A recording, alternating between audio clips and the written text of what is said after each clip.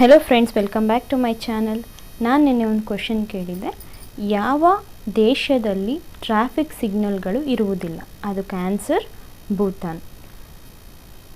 Next question ಬಂದು, ಯಾವ ಪ್ರಾಣಿಯ ನಾಲಿಗೆಯು ಕಪ್ಪಾಗಿರುತ್ತದೆ? ನೋಡಿ, ಯಾವ ಪ್ರಾಣಿಯ ನಾಲಿಗೆಯು ಕಪ್ಪಾಗಿರುತ್ತದೆ? ಇದಕ್ಕೆ ಆನ್ಸರ್ನ ಕಮೆಂಟ್ ಮಾಡಿ. ಆ್ಯಂಡ್ ಇವತ್ತಿನ ರೆಸಿಪಿ ಬಂದು ಆಂಧ್ರ ಚಿಲ್ಲಿ ಚಿಕನ್.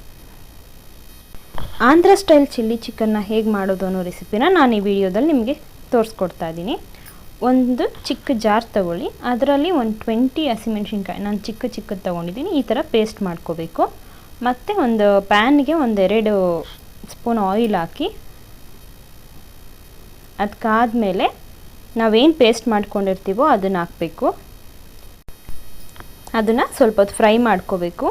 ಇದು ತುಂಬಾ ಖಾರ ಇಷ್ಟಪಡೋರ್ಗೆ ತುಂಬ ಇಷ್ಟ ಆಗುತ್ತೆ, ತುಂಬ ಟೇಸ್ಟಾಗಿರುತ್ತೆ. ತುಂಬ ಈಸಿ ರೆಸಿಪಿ ಕೂಡ, ತುಂಬ ಬೇಗನೂ ಆಗುತ್ತೆ, ತುಂಬಾ ಟೇಸ್ಟ್ ಇರುತ್ತೆ. ಖಾರ ಇಷ್ಟಪಡೋರಿಗೆ ತುಂಬ ಚೆನ್ನಾಗಿ. ಇನ್ನೂ ಒಂದು 10 ಹಸಿಮೆಣ್ಸಿನ್ಕಾಯಿನ ಚಾಪ್ ಮಾಡಿಟ್ಕೊಂಡು ಹಾಕಿರೋದು. ಖಾರ ಇಷ್ಟ ಆಗಿಲ್ಲ ಅಂದರೆ ಕಡಿಮೆನೂ ಮೆಣಸಿನ್ಕಾಯಿ ಹಾಕೋಬೋದು, ಆದರೂ ಟೇಸ್ಟ್ ಚೆನ್ನಾಗಿರುತ್ತೆ. ಆದರೆ ಖಾರ ಇದ್ರೇ ಇದು ರೆಸಿಪಿ ತುಂಬ ಚೆನ್ನಾಗಾಗುತ್ತೆ. ಈಗ ಚಿಕನ್ ಆ್ಯಡ್ ಮಾಡ್ತಾ ಇದ್ದೀನಿ.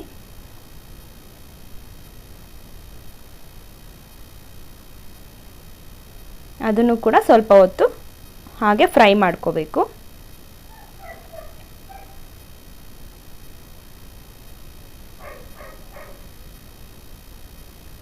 ತುಂಬಾ ಟೇಸ್ಟಾಗಿರುತ್ತೆ, ತುಂಬ ಇಷ್ಟ ಆಗುತ್ತೆ ಎಲ್ರಿಗೂ.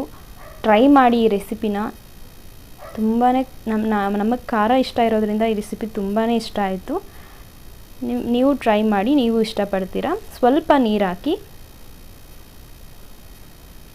ಒಂದು ಲಿಡ್ ಕ್ಲೋಸ್ ಮಾಡಿ ಸ್ವಲ್ಪ ಹೊತ್ತು ಬಾಯ್ಲ್ ಆಗೋಕ್ಕೆ ಬಿಡಿ. ಅದು ಬೇಯಬೇಕು.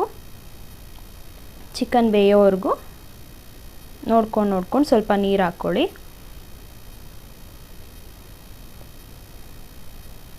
ಈಗ 2 spoon soya sauce, 2 spoons soya sauce, 1 spoon vinegar. 2 spoon soya sauce, 1 spoon vinegar, ಇದನ್ನು ಆ್ಯಡ್ ಮಾಡ್ತಾಯಿದ್ದೀನಿ.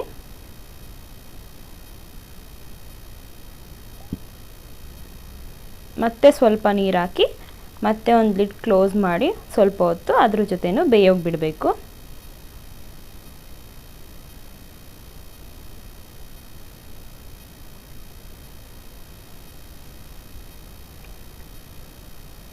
ನೆಕ್ಸ್ಟು ಸಾಲ್ಟ್ ಆ್ಯಡ್ ಮಾಡ್ತಾ ಇದ್ದೀನಿ.